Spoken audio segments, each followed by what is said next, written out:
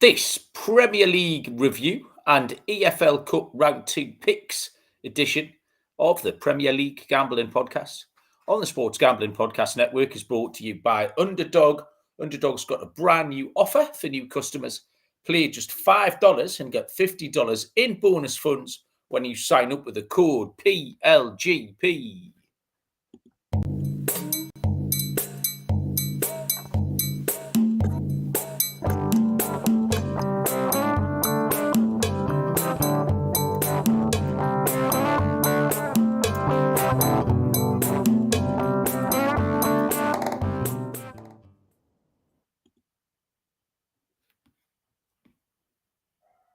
Welcome, everybody, to the Premier League Gambling Podcast on the Sports Gambling Podcast Network. My name is Malcolm Bamford, coming to you from Newcastle upon Tyne in the northeast of England. Today is Sunday, August the 24th. We are here to have a little squiz about the Premier League weekend, which is 9/10 of the way completed, before we take a look at some of the EFL Cup action. Round 2 takes place Tuesday and Wednesday this week. Joining me after a sterling effort doing the solo special from somewhere in Nottinghamshire is Mr. Barry Penaluna. Barry, what's happening? Yeah, back in Nottinghamshire for the first time in about 7 days. Been on the road. Yeah, you Baz, are you on mute? No, I'm not on mute. Must be a you problem. I can't hear you. Well, can anybody else hear me? If anyone in the chat can hear me, then it's a Malcolm issue, isn't it? It's all gone quiet here. Right. It's the shambles. Right, Barry, I could hear you 10 seconds before we started the show. Now I can't hear you now. Well, I'm not on mute. Not a me thing. Can anybody else hear? Oh, this is a fucking shambles. Hey. I could... Right, sorry, everybody. I assume Barry's going to... Everyone else can hear Baz? Right, okay. All right. So it's definitely a Malcolm issue. So if Malcolm could just unplug his headphones or something. No, that's not fucking right. This is Malcolm and technology. Okay, everyone can... Right. I'm leaving, Baz. I'm going to leave and come back. Yeah, it's probably best he leaves. Let's just go solo. So, Malcolm's returned from Turkey and still hasn't learned how to do anything technology-wise. So, we'll see what happens. Everyone can hear me. Nobody can hear Malcolm. I mean, it's probably a good thing. Shambolic. Where is he? Yes, Barry, I'm back. And I know what I've done. Do you know what I did, Barry? You're an idiot. I muted the laptop. Yeah, well done. So when I tried to, mate, I have one show off. Let's be fair, right? This is episode 300, by the way, everyone. So welcome along to episode 300. And that just goes to show that if I miss one show, or even a part of one show, then my clock resets to 0. So my experience on this show is now back to 0 shows, Barry. So this might be episode 300, but everything I've learned over the previous 299 is reset the clock, because I meant to mute my microphone while the titles were on, and I muted my entire laptop.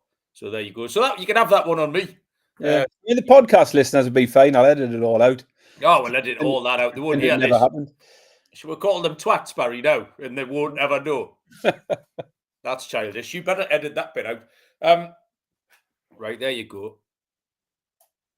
Right, you see, now Lee's winded me up, and I'm not even sure. The fuckers, I'm going to cover up the comments with a sock. Lee's trying to wind me up. Anyway, Barry, how the hell are you? Well done on your solo special. I listened to the first 20-something minutes. I was in bed. I was full of cocktails. And it was like the fucking Chronicles of Narnia, Baz. You were still talking.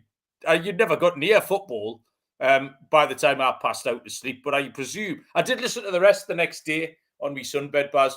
And I thought you did an excellent job, son. So well done.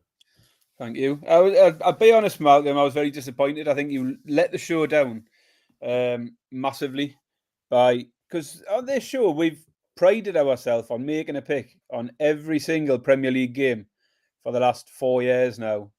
And you bottled it. You didn't deliver. I mean, your technology wasn't working, but you could have put a pick out for every game.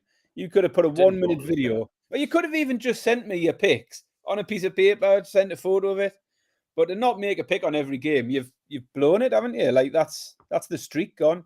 We can't. Well, yeah, claim I'm to not be asked about that. Bear in mind, Barry, I carried us for the entire fucking summer while you sat there and did precisely nothing for the entirety of a massive international tournament. Look at the name at the top of the screen, Malcolm. It's the Premier League Gambling Podcast. That's the name at the top of the screen. Not making a pick on the Premier League game. Shambolic. Honestly. On Monday night, whilst on your holidays, Barry, I started my notes. Don't start with this. He's going to tell you he picked all the winners. This is where he tells you he picked all the winners. He just didn't tell anyone. I picked 4 out of 5 winners. What a load of shit. Barry, I've got 2 words for you. Turkish electricity. So on the Saturday, like the Sunday, Monday, Tuesday, my laptop was working because it was still running on the battery. So I was making me notes. I was checking the MLB scores, etc. I then went to charge it up when the battery eventually died on like the Tuesday night. And the Turkish electricity wasn't strong enough to get into the machine. Like the lads need to pedal a bit faster or something because it wasn't strong. It wouldn't charge it up. So not use your phone. Yeah, it charged my phone up. Yeah. But wouldn't charge my laptop up. You could have joined by your phone. I know, mate. You know me. I'm very much a one screen. I couldn't get on multiple screens. I couldn't get on any betting sites for any odds. I asked the AI for odds, or Data Dave. His fucking odds were a shambles. He had like Chelsea up at 5-2 to beat West Ham on Friday night. I thought, fucking hell, that's the price of the century. Data Dave was making it up completely. Once the laptop had gone down, Baz, there was no conceivable way I could make any kind of pick. So there you go. You've done all right, though, didn't you? Picked some winners? Well, I started all right. Saturday was good. I think I picked 4 out of the 6 games, Friday and Saturday. I had Burnley, both teams scored no in the Burnley game. That was good. What else did we have? Bournemouth to win. The Friday night game, Chelsea was easy enough. And Arsenal win, and the overs, I think, was the pick in that one. But then today was a bit naff. That's it. I still picked a winner in. I can't even think what games were on today already. I'm absolutely miles away. Man United, what did we go? Man United, I really liked the Man United shots, and then they disappointed massively there. Forest Unders was the one I hit. So I think I'm 5 winners out of 9. If I can pick a winner up tomorrow, I'll be in profit for the weekend. But the exotics weren't great either. So a fairly average week. Started well, but tailed off a little bit today. Yeah, well, my 4 out of 5, Baz, is a fairly solid effort. I'll screenshot them later on. And, means nothing. But I haven't got much. I think the plan tonight is we'll just have a look around the games, maybe do the eye catches and stuff. Over the first 2 weekends, obviously, with me missing the other night, we have got some EFL Cup action as well. We are going to do 4 shows this week. Don't worry why. There is a very good reason why. But we and Barry will be doing 4 shows this week. So prepare yourself for an absolute overload. I would advise you to listen to maximum 2 of them. But yeah, we're going to do the pick show. We're going to do a Champions League draw special on Friday, Thursday or Friday possibly as well as the Premier League review show next Sunday. So loads of stuff going up there. Let me remind you of our fancy new and favourite sponsor here, which is Daily Spins, your destination for crypto sports betting. dailyspins.com/sports. That's dailyspins.com/sports. The group chat here is full of bad shaggers getting on my nerves. Courtney and the Backus family who first in. Welcome along. Who else is here? Joe Dollar is here. Callum's here, but he's in the pub. So he can't hear us, which is probably a good thing, frankly. Smudge has joined us. Brad, is that a Reading badge? Bloody hell, Brad. Welcome along, Brad. But yeah, Reading badge. Logan is here as well. And I think that's everyone so far. If you are in the chat, if you do join us, say hello. Pete's Picks has joined us. Pete had a flyer today with the horse racing picks. Pete's Picks 01 on X. Pete set up a Telegram page, and I joined the Telegram, which is good. I've enjoyed Pete's Telegram. But what I didn't know, Barry, if you've ever joined Telegram for anything, Baz, you have, haven't you? I have, yeah. Why is it full of Asian women in my area, Barry, that want to have sex with me? I don't know. It's not mine. Mine isn't. Is it not? I'm holding Pete indirectly responsible for the deluge of Asian women in my area, because I have never seen them round here, Baz, until I joined Telegram. I've never seen them round Aldi or, on my way to the bus stop. All these horny Asian women, they must operate at different hours to me. But on Telegram, Barry, it's absolutely, it's one of them. Thornsky is the latest to say hello. So hello, Thornsky. Brief holiday review, Barry. I really didn't do anything at all. I've got no particularly funny stories. I had lots of lovely fun. The kids were all right. I didn't do much at all. But I've got one celebrity holiday maker, Barry. Not saying a holiday with the stars, you know me. I'm quite demure. But there was a celebrity holiday maker in our hotel, Barry. I'm going to give you one guess. And I realise it's a long shot because it could be anyone in the entire world. But one guess, who was the celebrity holiday maker in my hotel? Joe McElderry. Joe McElderry is a fucking very good guess. I wouldn't have guessed that you would have guessed Joe McElderry. No, Barry, it was the bloke with the terrible Teesside accent from Celebrity SAS Who Dares Wins. Do you watch that? No. No. All right. Well, No. People do watch that. One of the SAS men, there's 5 years. Remember that tit Ant Middleton? Yeah, who used to be the SAS man, and now he's gone fully fucking mental. Yeah. He was one. And there's a one there with it turns out he's a Mackham, actually. He's a Sunderland supporter.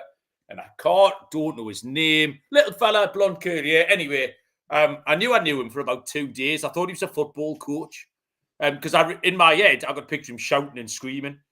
And I thought he'd been shouting and screaming at me. And then Betty spotted him and went, that's the fucking SAS man. So it turns out I did know him from shouting and screaming, but shouting and screaming at me via the telly, not in person, for once. So there you go, celebrity holiday maker. I covered up all the Liverpool shirts in the Turkish bazaar, Barry, on one night. That was fun. While the bloke wasn't looking, I just took all the shirts from all the other shelves and covered up all the Liverpool shirts. So that was a little victory. And just a little question or advice for the people of Turkey. Do you have to put nuts on or in everything you cook? I've got a nut allergy, quite a bad one. And I tell you what, Barry, every single thing, especially on the all-inclusive thing. There was a lovely big patisserie there. I'm not exaggerating. 100% of the things had the nuts on or the nuts in. It was all pistachio based. Everything. I had a chicken kebab one night. That knocked me sick because it was all nutty. I think the nuts were in the chili sauce, Baz. I mean, who's putting nuts in the chili? There's no need. No one's missing the nuts. If you ever had chili sauce and said, can't taste the nuts in that. And then, what was the other thing? Oh, fucking hell. There was a massive cheese board platter on the buffet thing. And you know me, I'm a very cheesy man. And there's someone that finished this cheese board, a beautiful cheese board, and then just emptied a sack of walnuts over the top of it. They weren't even they had no purpose being there. They were just loose, piled on top. What you got there? Some nuts. More nuts. You've just got me thinking of nuts now. So I'm going to have a little handful of almonds while we go. Yeah, well, all right with almonds. What do you think, you idiot? You're all right with almonds. You sound like everyone else I was sitting on holiday with. As my head swelled up on Wednesday. Oh, you all right with that? Can you eat walnuts? Can you eat fucking idiots? So yeah, Turks, leave it out, man. 1 day without the nuts. And I think that's it. Did Dave make a pick, Barry, on your show? No, I forgot about that. There was too much to remember. With having to do all the stuff that you were supposed to do. There was too much for me to remember. Right, okay. So I did forget Dave. Keeping up to date with the tracking. So Data Dave remains 0 for 1. -1 unit Data Dave. The slow roller is still rolling. the slow roller progressed from £22.23 to £24.05. So we're flying on the slow roller.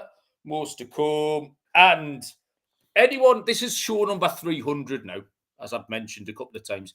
If any of you listeners, or indeed you, Barry, weren't on Palace Forest as the 1-1 draw of the week, then you're the problem. I can't do everything else for you. It was almost like a challenge. That was the most obvious 1-1 draw there's ever been in the history of ever.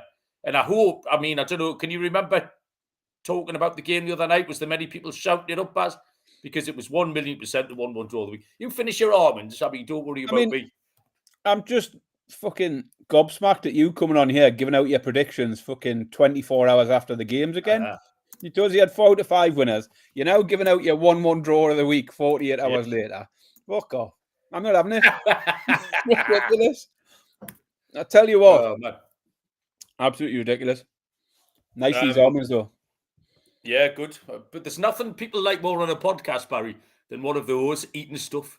That's quite famous for it. That's what a lot of people said it's the one thing missing in this show is someone chomping on stuff while we're talking shite, but talking shite with a bit of noise in the background. You started it by talking about nuts, and I just happen to have a bag of almonds next to me. So natural source of protein and magnesium in it. So getting me vitamins in there. I've got the Predict Addict League table up in front of me. Oh, on that subject, Barry, you slagged off KJ Hall back the other night, didn't you? Well, you didn't slag. Yeah, you did slag him off. I think what happened to him, Barry, was he didn't put any picks in. I think he might have joined late. Yeah, right. So because I'll tell you why. I would have expected it then to say. See now it says he's got. It's because I think he's got 5 and 4 this weekend. Yeah. And 0 and 10. What gives it away for me is Tigers joined. Tigers down in 13th on 3 and 16. And I think I saw Tiger join late. Now, Tiger is a bit of a doylan, but he's not that stupid. So he would have done better than that. So I think you might owe KJ Hall back an apology, Barry. Would you like to issue that now? I'll take that back, yeah. The table itself did say incorrect outcomes 10, which made the suggestion that he had made 10 incorrect outcomes. But I think you're probably right. Clues are there. At the top of the league, though, Barry, let's have a look. I heard there's Walker's still up there. Our Watford correspondent leading the league, tied with Michael Hawthorne. Callum Schultz sitting tied for second with Cormac Gillespie. Bob Bamford in third. Danny Midler, the Mackin, in fourth. Chelsea. Harry is tied with Smudger and Kevin Anderson and me and Joe Dollar. So all the cool kids are tied fourth.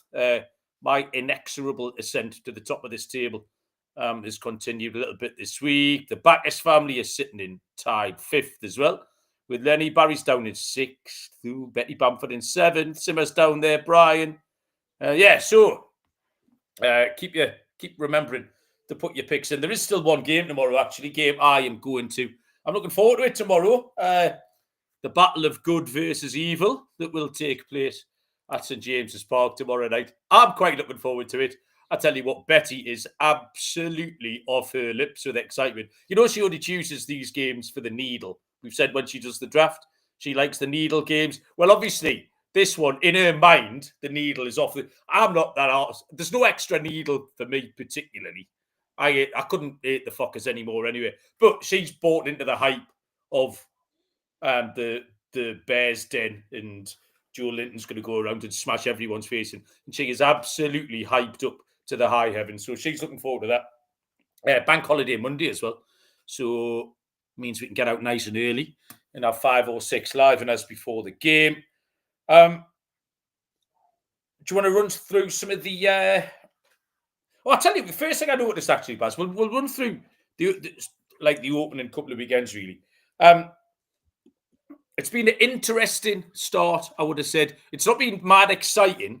There hasn't been a shit ton of topsy-turvy games, end-to-end, not high scoring. The first thing I did notice, Baz, is the over-unders in the BTTS. Now, we've said this for you. It's an overs league, became a little bit of a staple slogan on this show. And it's not at the minute. 7 of 19 overs, Barry, over 2.5. And only 6 of 19, both teams to score. So we're on 13 of 19, no, as well as 12 of 19, under 2.5 goals. So well, funny, there's something to look for. I mean, most of my winners this weekend, I had Arsenal win to 0, Burnley, both teams to score no, and then unders in the Forest game. So 3 of my 5 winners so far were all sort of fading the goals as it is. There's a right fucking funny noise. I don't know if it's my next door neighbour, but someone might be being murdered in the background. Andy's joined us from Barbados, of all places. Do you know what they say about that Bayesian electricity, Baz? Stronger than the Turkish electricity. I mean, it was a Premier weekend that ended with Manchester United throwing Harry Maguire up top again. In the what phase of the aberrant era we're in now, where we're still just throwing Harry Maguire up top, having spent a cajillion quid on centre forwards. They again prove today that they can beat anybody in the league, Barry. So the fact that they can, that implies that they're choosing not to, which is an incredibly bold strategy. Like, I've never seen anything quite revolutionary as you can beat a team, but you're just choosing not to. So good luck to Ruben carrying on that. Yeah, I mean, I go just jump in with that one because I brought it up the other day after last week. Just the overreaction to Man United's performance, plucky performance against Arsenal in the first weekend, was ridiculous. And I'd said, against Arsenal, Man City, Liverpool, those were the games where Man U kept turning up last year and getting a plucky draw or, picking up something. And sure enough, they come up against the average team today and they struggled, probably fortunate to come away with a point. And the other bits that sort of came to fruition was last weekend. After 1 week, everyone had 5 teams relegated. Everton were relegated, Burnley were relegated, Brentford were never going to win another game again. And all 3 of them came out and won this week, having been written off last week. So yeah, Gyökeres was the other one I mentioned, where everyone was slagging him off, saying he was shite against Man United, and then sure enough, he comes and scores 2 goals. So yeah, let's get a couple of weeks in the book before we start making any bold statements after one game. Like, it was all a little bit ridiculous. But the Man United game, thoughts on the penalty? No thoughts. No. I mean, the thing for me, it was a soft one. You'll see it given this week. You'll not see it next week. And it was the problem with it for me was Luke Shaw was doing the exact same thing. Yes. There were 2 simultaneous, identical fouls happening simultaneously, and he punishes the one that leads to a penalty rather than the other one. And I don't know, that didn't wash well. And then if you're going to give it, then you've got to give the foul for the goal. Yeah, that's clear as day. It's 2 hands like that, and he extends them out and pushes him. It was blatant. He takes a step towards him and he shoves him, and he gets a clear header as a result of the push. So how they didn't look at that was beyond me. I was glad Fulham came back and got an equaliser, because it would have been an injustice had they won by that. I did laugh at the referee's announcement. Does that clear it up anymore? Without the referee's announcement, we all would have known that the Fulham number 3 pushed over the Manchester United player, because that's what they were fucking looking at. Yeah, that was fairly clear. So he comes on and sticks. They've all got the same accent, the referees. There's only one referee in accent, the other. After review, Fulham number 3 pushed over Man United player, penalty. Cheers, mate. We fucking know that. What light is he shedding on the situation by announcing that? Pointless. It's absolutely fucking. We're also, well, that's all right then, lads. I mean, fucking hell. Absolutely ridiculous. I did enjoy the TV made more of a deal of it than they needed to, really. Bruno Fernandes being nudged by the referee as he was about to take his run up. And Bruno Fernandes wasn't happy about it at all. Because in the interview, though? Because the referee didn't apologise to him. Yeah. Like, what's that all about? So, yeah, you might have your routine, but he nudges you accidentally. Just start your routine again. That's fine. And keep the ball down. Stop doing that little pitter-patter thing. And you might not hit it over the bar. I've worked out what's going on next door. I think Kev is looking after the dog. I think he's looking after his son's dog. And I'm not sure the dog's used to it. So the dog is whining and yelping. Like, so you might be, I don't know if you'd be able to pick it up, but it's absolutely like, it's a troll. It sounds horrendous, but Kev's looking after the dog. So I think we're safe from murders anyway. Yeah, I just don't really understand any of that. I'm just choosing not to The only time I get bothered about it is when it goes against Newcastle. Otherwise, like you're pissing in the wind. Like it's absolutely ridiculous. It doesn't make any sense at all, any of it. We'll have a little run down some of the other teams that have caught our eye or otherwise. Let me tell you about where we go. And I'm going to have to scroll back to the top here. This is confusing. MyBookie.ag. Your place to bet on every sport, including MLB, WNBA, golf, and of course, football futures. Tons of locations. Crypto accepted too. Head to mybookie.ag, promo code SGPN or PLGP for a 50% deposit match up to $1,000. T's and C's apply. mybookie.ag, promo code PLGP. And Rhythm is our other favourite sponsor here. NFL is back on Rhythm. 76 and 66 ATS last year on college footy, 22 and 19 on the over-unders. Player props were red hot as well. MLB, WNBA, golf and college football on Rhythm. Go to the site today. Start building your NFL models for week 1. Get your 7-day free trial at sportsgamblingpodcast.com/RITHMM. So, eye-catcher-wise, Arsenal and Tottenham are the two teams sitting with 2 wins. And I think Tottenham are the team worthy of more mention. Arsenal had a fairly soft start. The Man United win was okay. And then a soft one against Leeds. Leeds had no quality at all yesterday. But Tottenham haven't played well against PSG and raised an eyebrow or two. Tottenham, they've won 2 games and almost as remarkably kept 2 clean sheets, but good ones. Fair enough, Burnley. But then to go to Manchester City, they always win at Manchester City. Just one of those odd things that happen in football. I still can't get away from the feeling they could turn up next week and look like they've never played football before in their lives.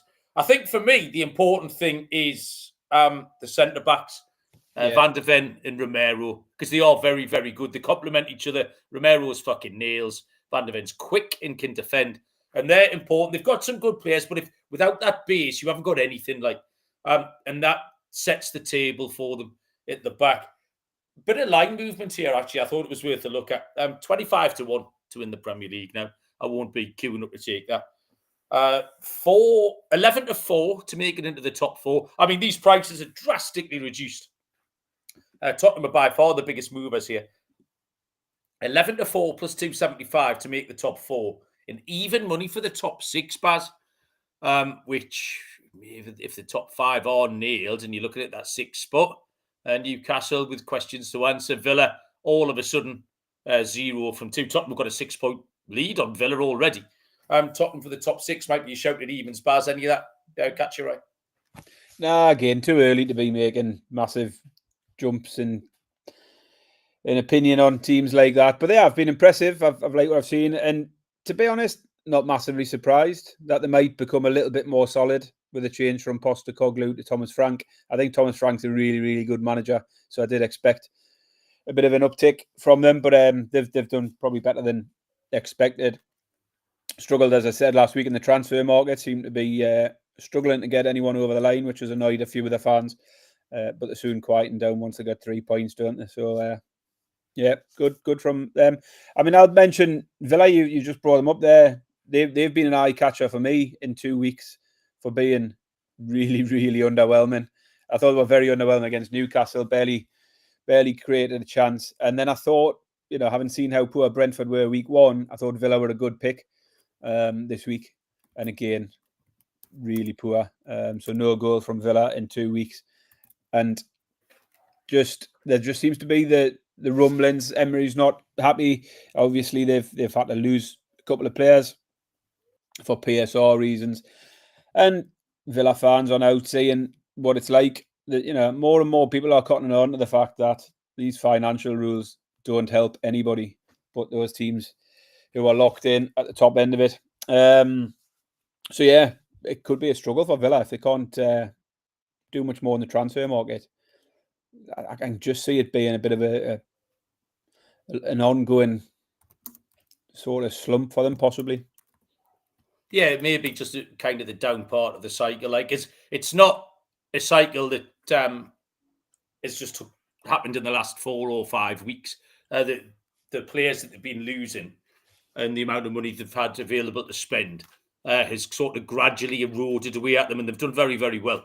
The same as Newcastle and Forest. It's strange because they talked about on the news today, because obviously they are struggling with the financial fair play, but their actual net spend, I think they've made a profit under Emery. They've actually made £10 million because they've sold that many players. The likes of Duran's gone. Obviously, Grealish went early on. Can't remember if that was under Emery or not. But they've brought a lot of money in and spent lots. So I don't know how they're struggling so much. They must have players on some massive contracts. It must be wages or something that's putting them in such a bad position. But yeah, and as I say, I have every sympathy for them because I think it's an absolute shambles that you can have wealthy owners that can't put money in to spend and try and get you to compete, as we've seen at our own club. Manchester City catching a few strays in the comments. I am slightly concerned about my pre-season pick of Man City to win the league. It just looks like the same old problem, doesn't it? Football, you need the churn, the constant improvement. And Man City do look like they've just hit, because it's the same problems with Man City. The same problems that they can't defend. They finished the season okay, but then went and just did the same old shit in the Club World Cup and have started the season the same old shit. The solid win against Wolves, but Wolves have been poor. And then again yesterday, not sure about the quality of some of what they've brought in. Man City out to 92 now to win the league. I think they were 130 at the start of the season. I'll tell you what, James joined us. James Trafford's had a nightmare as well, hasn't he? Yes, he did. That made me laugh. He was, close to signing for Newcastle, where he would have almost certainly been pushing for number one spot. Goes to Man City, has a nightmare yesterday, and then today City have agreed terms with Donnarumma. So James Trafford is now going to be sitting on the bench. It's not going to. I don't think that's going to have turned out to be a good move for him. Yeah, we might get him on loan, possibly. 5th at best, according to Andrew, who's joined us. Welcome. Andrew, there's a load of teams have won one and lost one. Bournemouth, Brentford, Everton, Sunderland, Burnley, Leeds. And my main take from all of that was that there's a little bit of hope here that we might see a proper relegation battle, whether it's 4 teams or hopefully 5, hopefully 6, but even 4, because the last 2 years we haven't had a proper relegation battle. Now, I watched Leeds, Burnley and Sunderland. I watched them all over the weekend. And frankly, all 3 of them were dog shit. That Burnley-Sunderland game was the most Brexit game of football I've seen in fucking years. It was dog shit. No, low quality. Like Bob watching, he was like, what is this? What are we watching here? And then Leeds just didn't have the quality to live with Arsenal at all. However, all 3 teams have won a game. All right, Burnley beat Sunderland, so what does that count? But they've both won home games. Sunderland and Leeds have won home games against bottom half teams, which is what you're going to have your season defined by. Sunderland rolled over West Ham, and Leeds beat Everton, who were okay today. So the form lines aren't absolutely horrible. So there's just that's all. There's a little bit of hope there that West Ham kind of come out of this as the eye catcher, because they look in a right old mess. And this does stem from the disconnect that we've seen between the board and the fans ever since the moved stadium, really. And then not renewing Moyes, people wanting Moyes out. Careful what you wish for situation. Football wasn't attractive enough.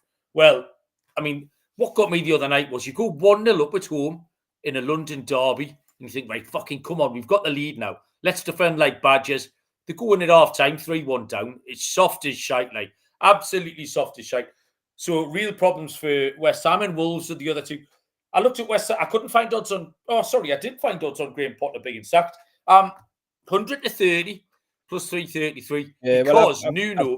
I've got that down here because I was going to mention the Nuno. Yeah. Santo, he's the favourite now to be gone because he's fallen out with a big Greek, hasn't he? Well, yeah. So Nuno's the even money favourite. Thing is, the big Greek could change his mind tomorrow and then change it back again on Tuesday. So you just don't know. I don't know what the situation is. From speaking to Forest fans, I don't even think it's all to do with that. I think it's they brought in Edu, didn't they, as the football director? Oh, okay. And by all accounts, he's done all of the football. Oh shit! Nearly dropped a bottle of vodka there. Nearly knocked a bottle of vodka off the table. Anyway, back to the show.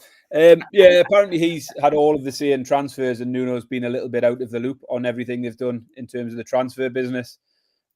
So it might be one of them situations where you've got a football director and a manager who just don't see eye to eye, and one of them's got to go. And the fact Edu has got quite a big sort of reputation, hasn't he, across world football in his role.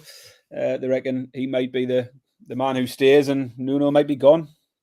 Fair enough. I mean, if it was purely on football and what's happening, then Graham Potter is the obvious standout at, like I say, 100 to 30. But Nunes in the evens. Relegation. What price of West Ham to go down? I've fucking written that down now. I can't find it. I did write it down. West Ham to go down. Let's have a quick look, because I've got to be relegated. Leeds are a massive price now to go down, by the way. Leeds are 9 to 4 plus 225. Confused by that. Wolves and West Ham are both shorter than Leeds now. Wolves 6 to 4. West Ham 7 to 4. There's value in there. I don't know which way to take it, but that would be my plays. Baz, any more in terms of eye catches, or do you want to make some picks? No, I think we've covered it all, really.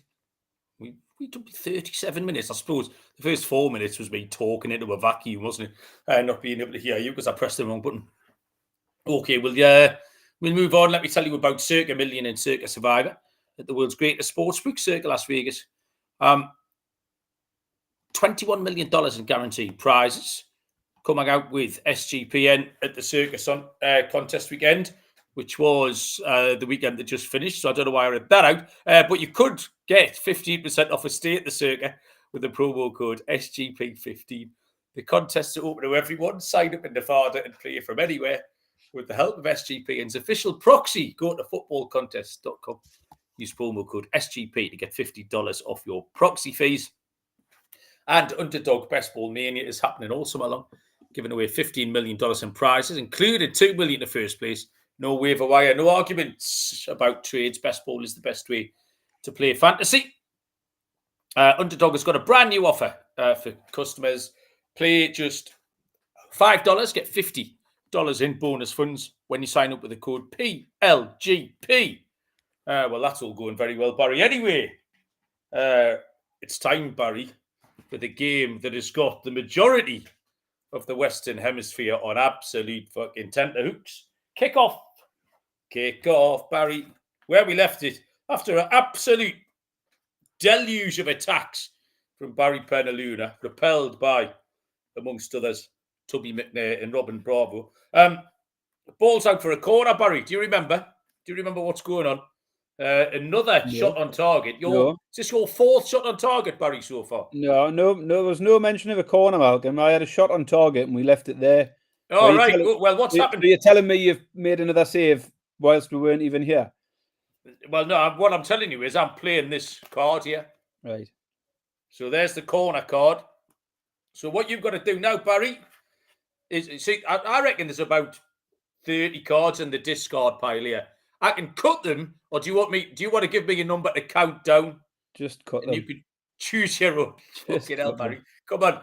Corner taken. So what you're looking for here, I'll cut into the camera, Barry. You're looking for a little blue flag in the corner, and this will be your goal, okay? Otherwise, it's another goal kick. Right, here we go. Corner comes in.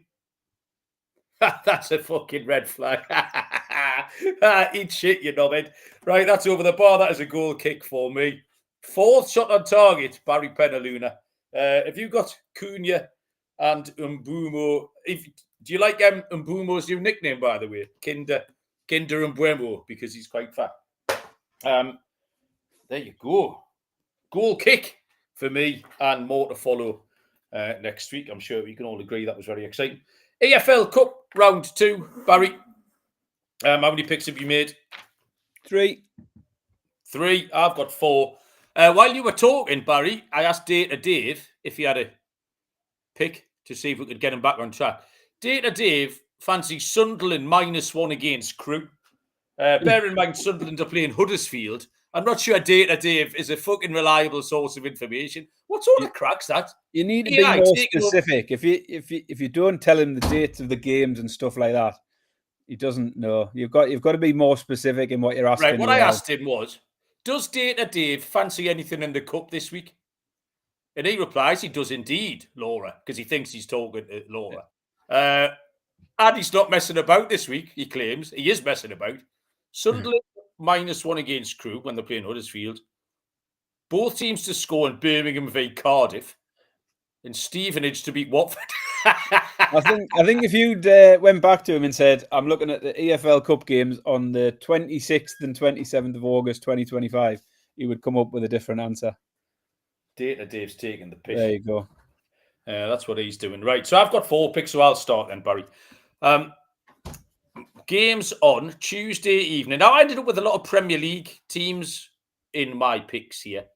Not intentionally, it was just the games that I fancied, the picks that stood out. And the first one is 7:30 on Tuesday night, 2:30 Eastern Time, which is Wolverhampton Wanderers against West Ham United. Wolves are 27-20, plus 135. The draw 13-5, plus 260. West Ham 9-5, plus 180. Bit of a bum fight here. We've just talked about Wolves and West Ham as having caught the eye for reasons they wouldn't have wanted to catch the eye in the Premier League. I think it's a little bit easier to mitigate Wolves' 2 losses than it is West Ham's. Wolves played Manchester City. Man City can beat teams. We're aware of that. And then they played a decent Bournemouth side away from home. They had a man sent off. They were a goal down early. They had a man sent off after 47 minutes. So things didn't particularly go Wolves' way. West Ham, however, you can't mitigate what they've done at all. Absolutely smashed twice in pretty disastrous fashion at Sunderland, and then at home to Chelsea in the derby the other night. And also, I think it's a bit of a kinder spot for Wolves. Wolves get to stay at home. They're at home all week. They play Everton at home at the weekend. So back-to-back home fixtures here. Where West Ham go to Forest at the weekend. So another away game, having Wolves, whether they go back home or I think it's on the Sunday. So it points to Wolves, Baz. I think John Arias came in for his first game the other night. I like him. Whether we'll get a game. As always, EFL Cup, we always give you the warning just to check the team news because we've got no idea what sort of strength these teams are going to be. So an hour before kickoff, check the team news. Unless something egregious happens, I just think Wolves are capable of winning a football match. The West Ham look like a right fucking mess at the minute. So I would take Wolves, Baz, 27-20, plus 135. Yeah, I swerved most of the Premier League stuff, to be honest. So we're probably on different games entirely here. Anyway, my first one is Preston v Wrexham, which I think is a Tuesday. I think all of my games are Tuesday, actually, but I'll check that in a minute. Preston are priced 11-10, plus 110. Wrexham 12-5, plus 240. And the draw 5-2, plus 250. And I came to this one, first of all, with Preston in mind. They've had a really good start of the season. They're unbeaten in 3 and have just won back-to-back games against Ipswich and Leicester, two of the relegated sides from the Premier League. So some decent form with Preston. Took the lead early on against Ipswich the other day and then just dug in, parked the bus. I think Ipswich had about 20-odd shots on goal. Preston still managed to hang on and beat them. So good start of the season. Wrexham are struggling a little. They've got just 1 point from the 3 games in the league. Not struggling to score, though. Scored 5 in the 3 league games. Scored 3 against Hull in the previous round of this competition. So 8 goals scored in 4 games. Conceded 10 goals, Wrexham. So goals is all over the place in Wrexham games. So over 2.5 in all 4 of theirs. Both teams to score has hit in all 4 of them. And it's that sort of form that pushes me towards the overs. Plus money as well. And I can see why it's plus money, probably because of the Preston side. Preston have been quite good defensively. But I do like the over 2.5 between Preston and Wrexham. Over 2.5 is 11-10. Preston might win it, but Wrexham are likely to score, so the overs is where I'm going to end up. So yeah, over 2.5 goals, 11-10 between Preston and Wrexham. Bad result that at the weekend for Wrexham. 2-0 up against Sheffield Wednesday. Have to put that to bed. Really did shit the bed there. My next game is 7:45 on Tuesday. Bournemouth taking on Brentford, another all Premier League clash. Bournemouth 17-20, minus 117, 29-10 the draw. Brentford 11-4, plus 275. And I just wanted to back Bournemouth here. They just, everything about them appeals a ton more. Two good performances so far. Could easily have gotten a result at Anfield and then held off Wolves at the weekend. Brentford did get an underdog win at the weekend, which I think surprised a lot of people. There was a lot of people on Villa in that one. But it doesn't tell me that much good. It just tells me Villa are in a little bit of a slump. They're 3-0 down away at Forest on that opening day. For me, was a big old red flag. I still think Brentford are up against it, and Bournemouth have got too much for them here. Minus 117, Bournemouth 17-20 was just too big. I think they're clearly the better team here. And unless they do something drastic to the starting 11, I much prefer Bournemouth. But yeah, again, I missed that one out, but I don't mind Bournemouth at all as a pick there. I would prefer Bournemouth. Very similar to taking Bournemouth at the weekend. I just think they're the better side at home. Should win that one. So don't mind that at all. Next one for me is Burnley v Derby. So we have got a Premier League team in there. Burnley are 1-2, minus 200. Derby 5-1, plus 500. And the draw 100-30, plus 330. Good weekend for Burnley, getting off the mark with a win and landing me a winner as well, which was part of my reasoning for the pick in this game. Derby are winless so far, conceded 9 goals in their 3 league games so far as well. They have scored in every game, but I'm going to go against them doing that here. The pick for Burnley at the weekend was the both teams to score no. They were well beaten against Spurs the week before, but I just felt taking them against a similar calibre team like Sunderland, they could return to the sort of form we saw last year and that defensive solidity that came good in the end, because obviously they shut Sunderland out. And so here again, against championship opposition and a struggling championship opposition as well, I think they can do the same again. So my first instinct was, I think Burnley will probably nick it and potentially win to 0. So Burnley to 0 was 13-8. But in the end, I just thought it was worth taking the both teams to score no again. It's at even money. It just gives that little insurance in case Burnley do bin it off and don't really put much effort into this. So yeah, both teams to score no. I said the other day, I think Burnley against average opposition, BTTS no might be a good play week in, week out in the Premier League. But again, I think it might fit in this sort of game as well. So my pick here will be both teams to score no. One of these teams to blank between Burnley and Derby. That's at even money. Fefwef is reminding us that Derby are shite, like you pointed out at the start of the season. Yes, we all agree. Cheers for that, Fefwef. Just for those kick-off completists, I get quite a lot of letters, Barry, on a weekly basis. That header over the bar was from Bobby Muscat. That's Bobby Muscat.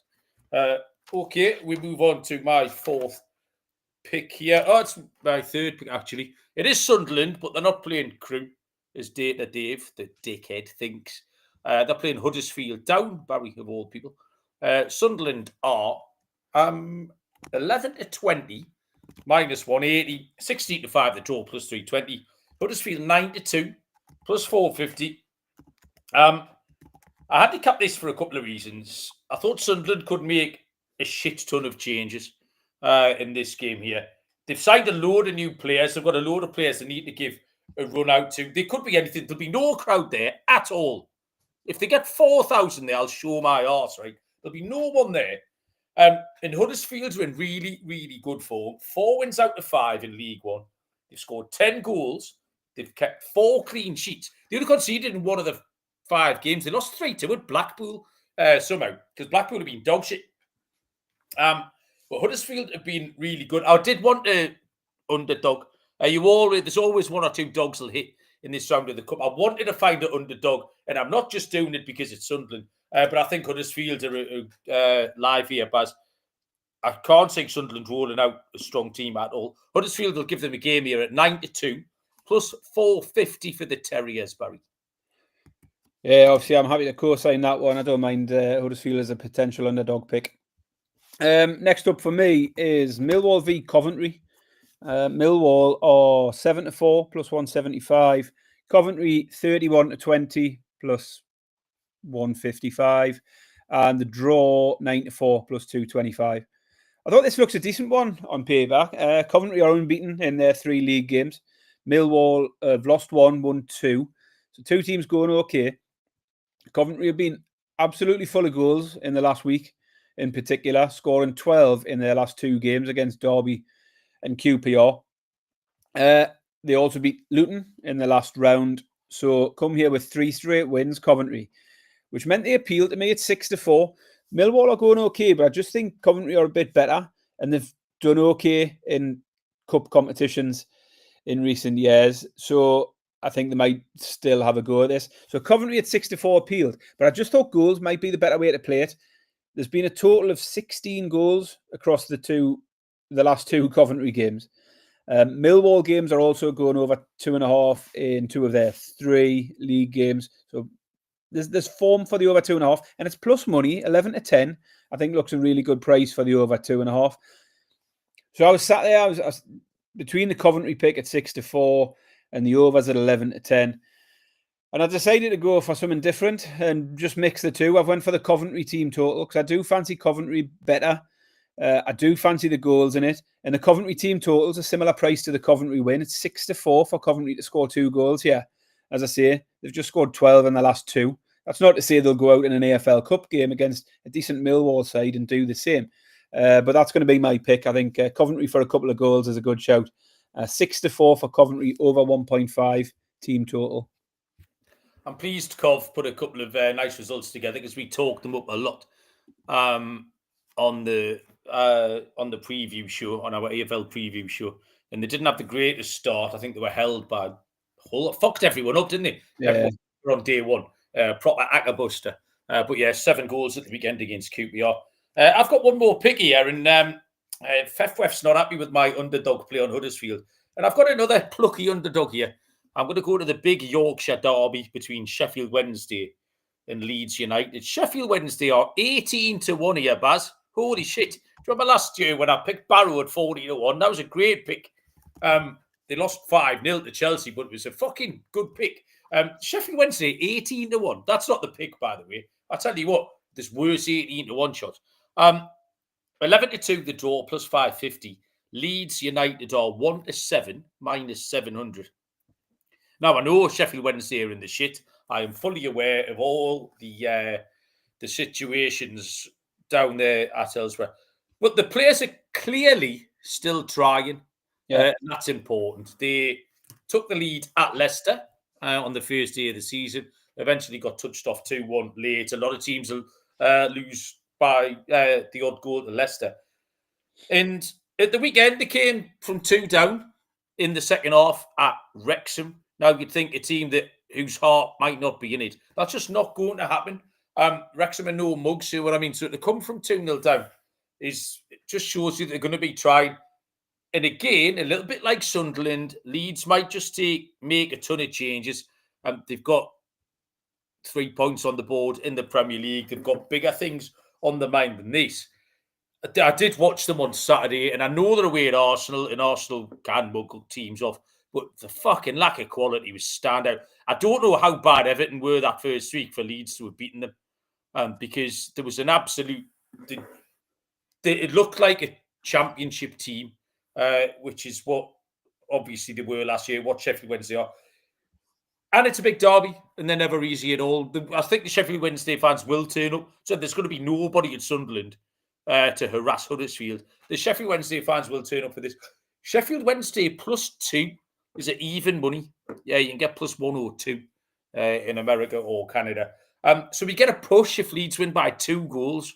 And I don't think this is a foregone conclusion in any way, shape or form. If you're brave enough to take Sheffield Wednesday on the outright or the double chance or to lift the trophy or anything like that. But yeah, Sheff went +2, Baz. I don't mind that at all. I don't see Leeds go and beat them by 3 goals. I just don't know why they would. Even money's a perfectly fair price. Yeah, I don't mind Sheffield. As I say, everyone expected them to be getting hammered week in, week out. They did get beat 3-0 off Stoke. But they have put in some decent performances. They were a little unlucky against Leicester, as you say, and a good comeback against Wrexham the other day. So I don't mind them as a bit of a dog. Okie doke. Well, that's me all done, Baz. Yeah, same here. You've done as well. I'm now going to have to go through there. And the family, we've got a bit of a situation. Oh, God. The 3 females of the family, it's mainly the kids actually, have developed an obsession with a particular TV show that I don't really want to watch with the family. Can you guess what it might be? Don't tell me it's Naked Attraction. It's Naked Attraction. Literally. Yes, Barry. Obsessed with it. The kids watched one the other week. It must have came on late at night. And Ellen went, "Oh, you'll love this, kids. It's Naked Attraction." And sure enough. Were they not aware of it? I don't know. But anyway, they watched it and laughed their tits off all the way through it. And then, like, straight away, so he was like, "Can we get that on catch up?" I was like, what? Honestly, I had to ask them to turn it off today so I could put the football on at 2:00. It's not 1:00 in the afternoon family viewing, is it? Naked Attraction. Like, oh, no, that would put you off your fucking ploughman's lunch, Barry. They were sitting there eating their dinner watching it. I'm like, what is this? We were at Newcastle for the last few days. We were sat in my mum's house, and my mum was made to watch an episode of it. And my mum was like, "What am I doing? Sat with me grandkids watching loads of cocks and tits all over the telly." My youngest daughter, Baz, I've said before, it's not the cocks or the tits. It's just the fannies in the wild. Like, if you say a fan, right, this is, I don't know where we're going with this. If you say a fanny there's an intent there, if you've got an intent to use the fanny, then I've got no problem with a fanny. Like, in the heat of battle, I'll take on a fanny. I just don't want general fannies. Like, a fanny out of context is just a bit. It's not great for me. Like, yeah. So it's just a little bit uncomfortable viewing. Sat with my 2 daughters watching all these naked people on TV. It's a little bit weird. So I guarantee I'll go through there now, and there'll be another episode of knobs it on and fannies. So I am. If anyone's got any TV show recommendations that I can get them away from Naked Attraction and start watching something else, then that would be greatly appreciated. Get SAS on, Baz. Go and see my mate. Unbelievable. Well, I'm pleased you've had to endure that, because I've had to put up with it for several years, Barry. There's nothing wrong with a general vagina. It's one of the greatest sentences anyone's ever typed into a chat box. General vagina. That's a great name for a racehorse or an album. If anyone wants those, you can have them. Barry, just before we started, you said we haven't got anything to talk about. This will be quick. And yet here we are, 59 minutes later, the same old shite. Have you got anything you want to tell the people before? Bear in mind, we've got to do this another 3 times this week, Barry. We can't do an hour every time. Like, I mean, we're doing one show on the Champions League draw. Surely that's a half an hour job. It can't be. An hour. I mean, maybe you can list your top 5 of the week. I had nobody else to talk to the other day, and I went over. I done an hour and 3 minutes, I think, in the end. I was expecting to knock that one out in half an hour, and then time gets away from you, doesn't it? Certainly does. Right, okay. Thanks, everyone, for enduring this. Happy 300th episode to us. Unlucky with that corner, Barry, over the crossbar. Everyone very excited about that. 0-0 remains the score. We'll be back on, what did we say, Wednesday, you reckon, for weekend picks? It'll be Wednesday weekend. We've got a Friday game this week again. I'm not sure whether it's... I'll tell you what we should do, though, Barry. We just keep on talking and asking each other these questions while this podcast's still running on. Yeah, I'm going to do it, though. Competitions, Premier League. No Friday game, Barry. Yeah, I think we're going to do Wednesday Premier League picks, Thursday Champions League draw, possibly Friday. I'm at the cricket on Thursday. I'm going to see the Trent Rockets in the old 100. Okay. So I'll be back at some point. Yes, I start my new venture on Thursday, but I'll tell everyone about that on a Wednesday because that's exciting. If people haven't listened to me enough this week, there's something else you can listen to me doing on Thursday, so that'll be fun. Right, let's go away. Thank you, everybody. We do appreciate it. Back on Wednesday and Friday and Sunday and all sorts of other times. Good luck with your bets. And until then, we'll see you down the road. Cheers.